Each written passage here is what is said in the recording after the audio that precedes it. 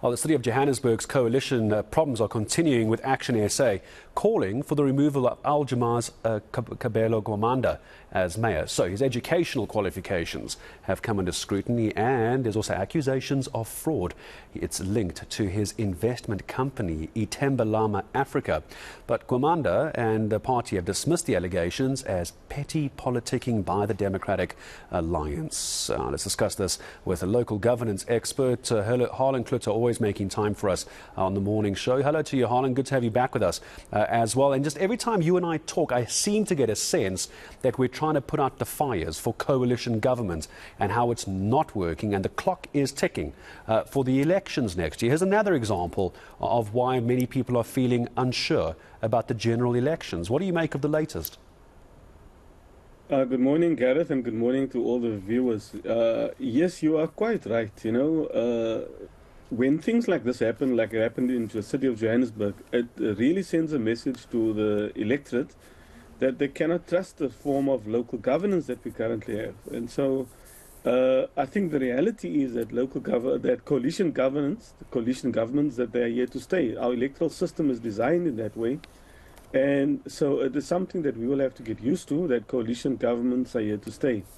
However, I think it's the individuals representing that coalition governments that are supposed to instill a sense of confidence that government is competent, that the local governance is capable to deliver on to the constitutional obligations. Do you get a sense any service delivery from whoever the mayor is? It's actually difficult to keep up these days with who the mayor of Joburg is, and eThekwini, and eKurhuleni, and I can go on and on and on. Point is, do you think any work is actually getting done, or once a new mayor is voted in, everybody else just starts fighting with the new mayor and the coalition government? I'm trying to figure out if work actually gets done.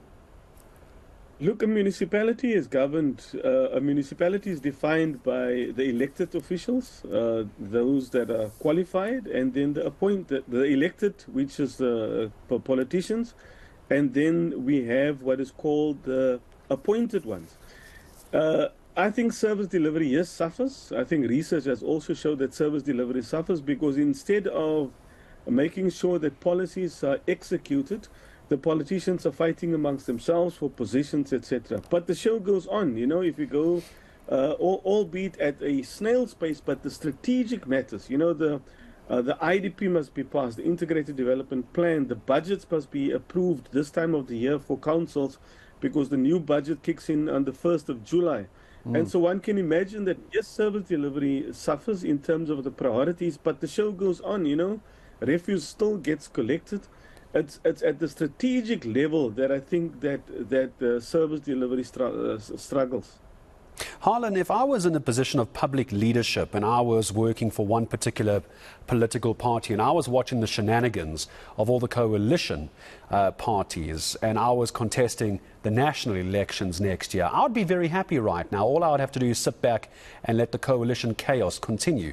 Do you get a sense that it's not going to necessarily be the ANC that's going to win the elections per se, but it's going to be the coalition governments and their ineptitude and their inability to get it right that's going to hand the national elections and more support to the ANC? Am I making sense? So you understand what I'm putting down?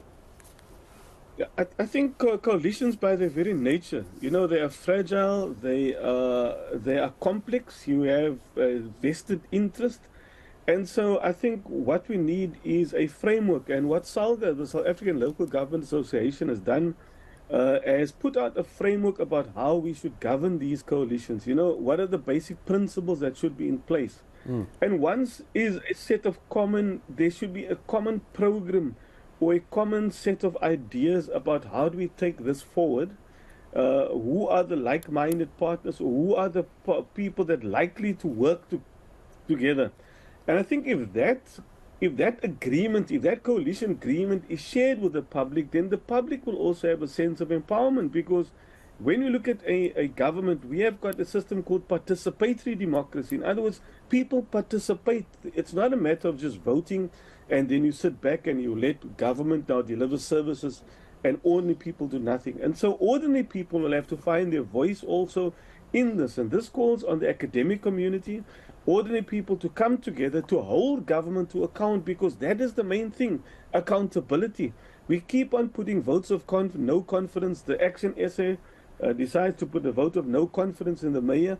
I think if you should ask, go to communities. Communities have lost confidence in the system of government, you know, and it is not because the system is wrong. It's the people, it's the immaturity of the leaders that is worrying, because the electorate has sent a clear signal out to political parties on the 1st November election. They say that we do not trust you. We do not trust one single party with a majority. And that pattern has continued, because either what's going to happen next year, people decide not to vote, or they will say, you know, because I'm losing confidence in the system. That's exactly the problem. It's going to be the voter apathy, which is going to be the very real concern. I'm sure we'll talk about that in the near future with Harlan Cloete. It's always wonderful to get his thoughts joining us this morning. School of Public Leadership Governance Analyst at the University of the Free State, joining us this morning, a Free State Research Fellow. I appreciate the time from Harlan Cloete.